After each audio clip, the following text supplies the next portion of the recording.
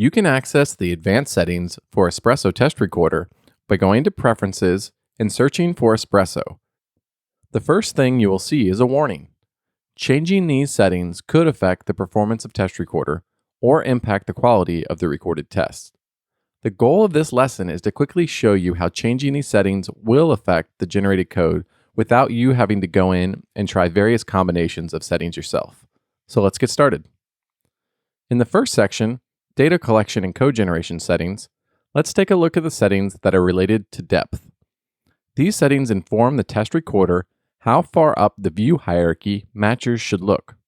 They've separated out general UI matching depth, depth inside of a scroll view, and depth for assertions so that you have fine-grained control. Let's record our test by using these default settings, the same settings that we used in our previous lesson. The default setting for max UI depth was 3, so the generated code will look up its parent and grandparent at the most. By providing a view matcher like this that references the parent views, it's more likely that Espresso will be able to disambiguate a view.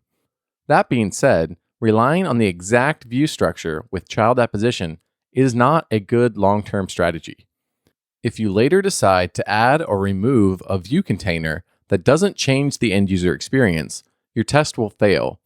There are more appropriate matchers inside the view matchers class that is provided with the Espresso library. Matchers like is a descendant of a, has sibling, or with child. Definitely take some time to explore the available view matchers to get a good idea of what you have at your disposal when writing Espresso code. This time, let's change all the depth settings to 1 so we can see the effect this will have.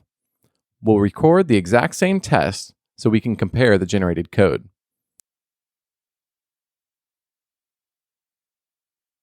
When we look at the generated code, we see we no longer have the child apposition custom view matcher.